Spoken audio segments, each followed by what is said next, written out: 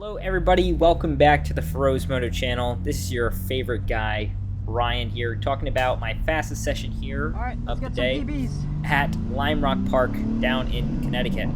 So as I was saying before, this is my fastest session. I had a bunch of seat time before with my instructor friend Greg in the morning, then taking my fiance out for a couple laps, but now I had some time to get myself adjusted and tuned with the track, and I went on full attack mode. So some things with this track that I came to find out is traffic is something I had to deal with all day, every day, and it's something that I thought I would get used to, but it definitely became frustrating at times, especially being grouped with some cars that are just not as high horsepower as mine. When coming to the straight and not getting a point by just for safety and everything, having to lift a lot of times, I feel like caused me a lot of pain in not getting the fastest time I could get. I understand that it's not an open track here for perfect PBs and everything, but it did get slightly irritating. But this is the big bend, or the turn going uphill. This guy gave me a lot of trouble. Not saying that it ever got me scared, but I think just getting the confidence to push harder and harder throughout the day is something that you get definitely used to. These two turns, I'd say, are the most challenging in carrying speed, I think, as a driver. This one I kind of had fun and really enjoyed pushing out wide. It never felt too scary, but even though this course is really short, it's deceptively very difficult because you just kind of want to keep slingshotting and getting your momentum up and up as you're going around and around and around. This is me going down the main straight. As you guys can see, with the current setup of the car, everything is of course going to be linked down in the description of what I have. But these Hankook RS4s did a great job throughout the whole day with the abuse. My fronts did get absolutely corded after this day, just due to the amount of driving I had, and with them being a U set already from takeoffs. Not sure how they were taken care of before, but they met their demise. If you guys are looking forward to what I have up and coming, I will make a video about my new current set of track wheels I got, as these Apexes are listed for sale and will be gone for soon. But here I am hunting down my first person here, which I believe is a little Porsche Cayman. There's a bunch of drivers out today. I was in the intermediate group. I was deciding whether to go to advanced, but I thought due to the amount of traffic and everything when I went out with the advanced group, riding shotgun with my friend Greg, I thought it was best to stay here. And throughout the day, more people were shuffling in and out of the different groups, and it was a little frustrating with how many people were out there, but we still made a good time and had fun nonetheless. So this guy's giving me a point by the side here. My top speeds around the straight, I got around 134, I think was my max highest. Definitely a lot of speed to carry in here into turn one, and I'll kind of walk through our first one here. So I believe this is what's called Big Bend. I've seen a lot of different lines where you kind of want to go out, like a double apex, and then cut back in to line you up towards the exit. I think this turn all day was giving me the most trouble. I know there's two lines to go through here, being the instructor line and more of an aggressive racing line. I think throughout the day I like doing the more, cut the car there, a bit more of the aggressive line, as the car didn't really like to push out wide and cut back in so aggressively. So hugging it down there and trying to push it down, no name straight. I was getting more confidence throughout the day to go flat as I'm powering out of there, since you kind of want to get angled right out from Big Bend to shoot out as quick as possible and not lose too much speed. And I was also playing between gearing of gears for the car, since I was pretty much doing this whole track in third and fourth gear. So either rolling into fourth after no name straight into the uphill and kind of keeping it there so I don't have to take the time to shift. But I did notice that I just don't have the same amount of torque and oomph out of the uphill and power, so I believe it was faster to shift into third, kind of keep it there, since I'm topping out around red line, which is 107, which is plenty of speed, which I'm already scrubbing off before I keep going in that spot. So we have a guy here coming in onto track.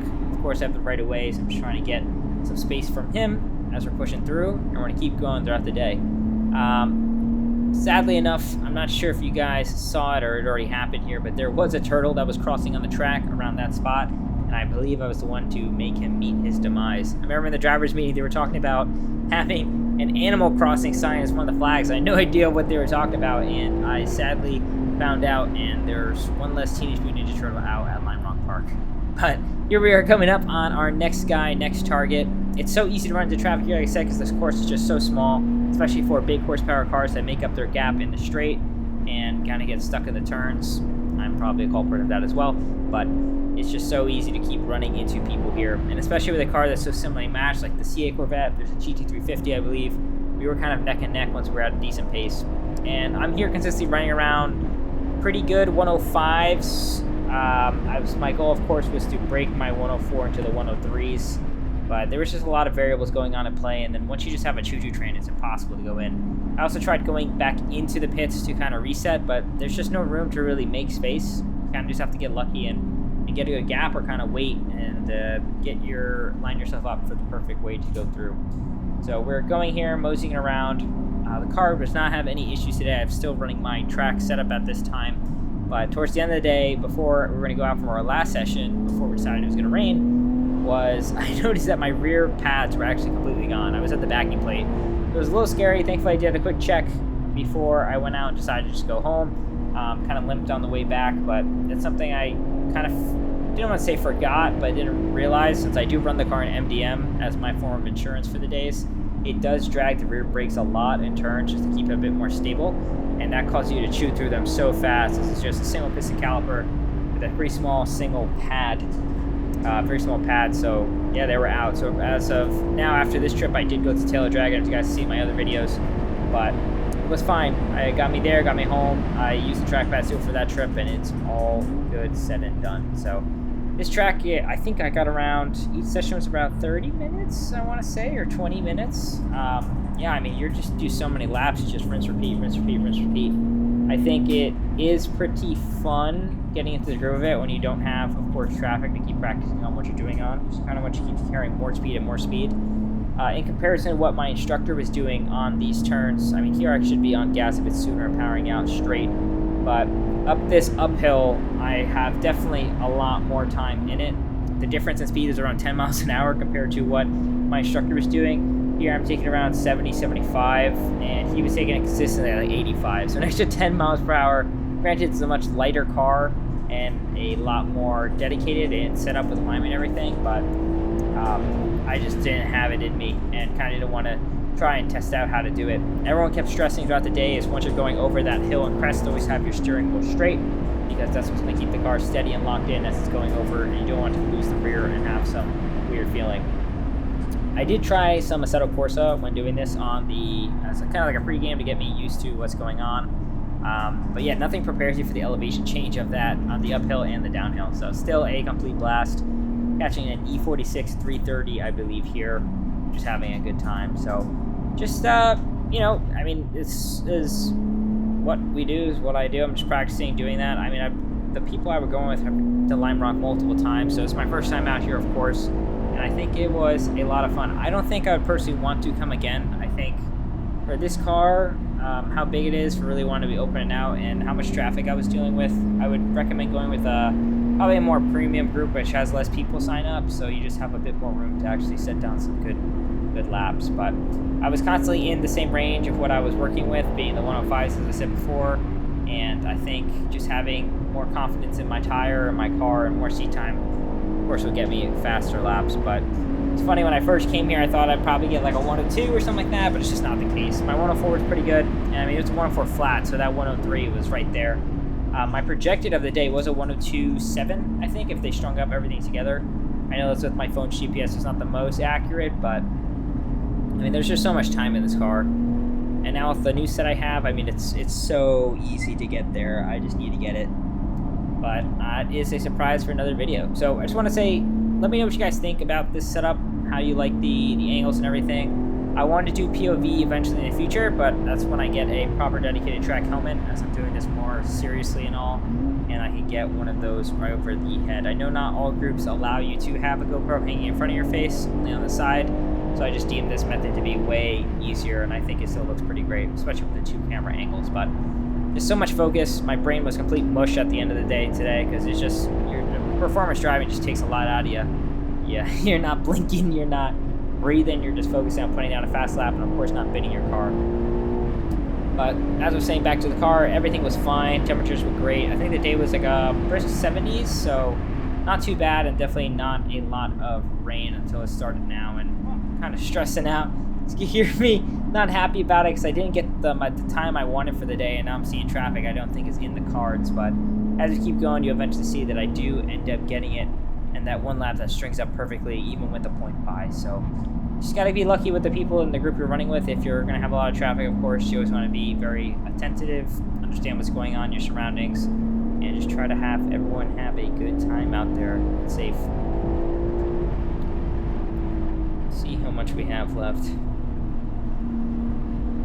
So this guy is in his E36. I actually met the owner. Really cool guy. He just bought it from a friend. Full track car pretty much, and unfortunately he didn't realize he had a 5mm spacer on the front of his car, and the tires rubbing enough to actually burn the paint on the front fenders, which was pretty painful to look at with him, as you know, the car was pretty clean for what it was. But hey, track car things, track car problems is what it is. Since there were so many point-wise on this track, I got so many marbles of rubber just thrown at the car. Like, the whole thing was just covered in black rubber. Thankfully, most of them came out. You know, I don't have any track PPF or anything on the car, so it's not too big of an issue. I mean, this is just a driver, not a show car, so I don't mind. But even talking to other guys with PPF and asking them if it was really worth it, they still tell me stories of things going through it and just ripping right through the paint. So I don't know. I think it is nice to have if you don't track the car. Yeah, it's obviously the best way to not have really any serious damage to the vehicle, cosmetic-wise, with rock chips and all this other stuff. But I know down the line I'll definitely probably have to just repaint the hood, the bumper, the fenders, and everything if I wanted to keep it as clean as possible. And at the end, for how much that's going to be, I mean, with PPF, how expensive it is, it's just, I don't see it worth it. But looking forward to see what you guys say down below. Coming up on a GR86 now, a red one. I did also talk to this guy's owner, and he was a nice guy out from the city. And yeah, it's just a lot of fun. I think this group got progressively better as the day went on. Less people are starting to show out and be there, so a lot more time to let the car do its thing. And yeah, with this session being my fastest, it's definitely due to the lack of traffic. Got double trouble here with another dark blue GR86, and it's a lot of fun. I'm highly considering one of those two after driving my friend Henry's. He was there for the day as well with me, and just such a capable, fast car. I understand, yeah, slow car fast and everything, but that chassis and everything with the one that I drove, just crazy how quick it feels in the proper circumstance and environment. Sure, here too, cars where you just carry so much speed, this is perfect. At a track bigger like Watkins Glen or something where you want to use a bit more power, you can definitely see a differential there, but I'm still putting this car to the proper paces. 104 is nowhere near slow for a first time, so still pretty happy with my performance there.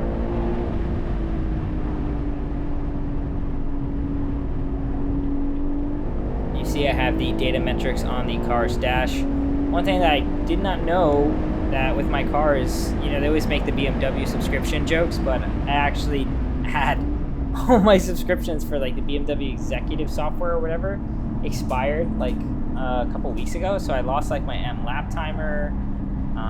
Because I was going to put that on because that guy worked great, and yeah, apparently that's a software locked thing. So when the time comes to tune my car and crack it, I'm hoping I can get that back, because that's pretty silly. But overall, like I said, no problems really with this car. It loves to be out here and go through the paces, and it's just a lot of fun. I put the seats down in the back for, in quotes, lower center of gravity, but also you just get to hear the exhaust so much more through the back. So having fun doing my thing. Of course, tracking is always so much more fun when you go with friends. Once you're all putting together good times, also if you're in the same group and kind of playing together out there, it's just so much fun. Coming up now on the Miata here, as it looks like he's pitting in or just giving me a point by. I think I target fixated on him a little bit, and I'm just going to keep going.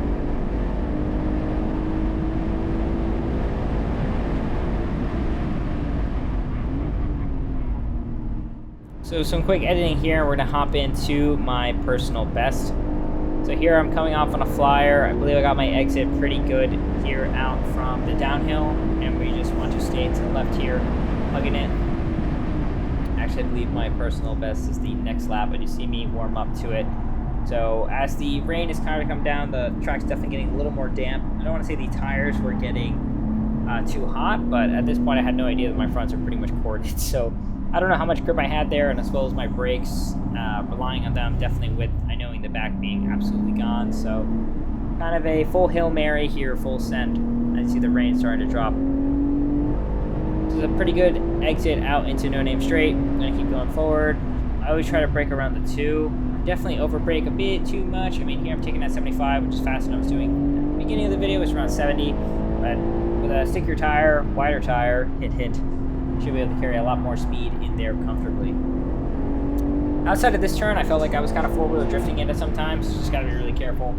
And especially with this downhill too, you can do the same. But here it's getting lined up for me to keep going. I believe he gives me the point by. And here we go for my personal best. So we're going to hard brake in here, turn. Trying to stay pretty tight here. I've seen a bunch of other lines going out and wide, but this one just seemed to be the best for what I had. Kind of go center here towards the cone and then turn in to stay tight to hug in this inner curb here. Go out, kind of clip that, try to line myself up straight for the no-name straight, and then on gas now. So with it raining, thankfully these tires are still gripping up. It didn't feel like any real detriment and loss in putting down power. Downshift back to third, turn in. See, this entry was around 72 miles an hour. I could have definitely done it a bit faster, which would have gotten me even more time. So just looking over at this lap, you can see where you're losing time and such. I do have metrics on my personal best video, but it's such a pain to get that footage off from my phone. Downhill here, around 100, breaking down to 90 as we're coasting back in at around 84, and then back onto power into this straight. One thing nice too with this car, no like real heat soak or difference in power with timing and everything. I was pretty happy at this point.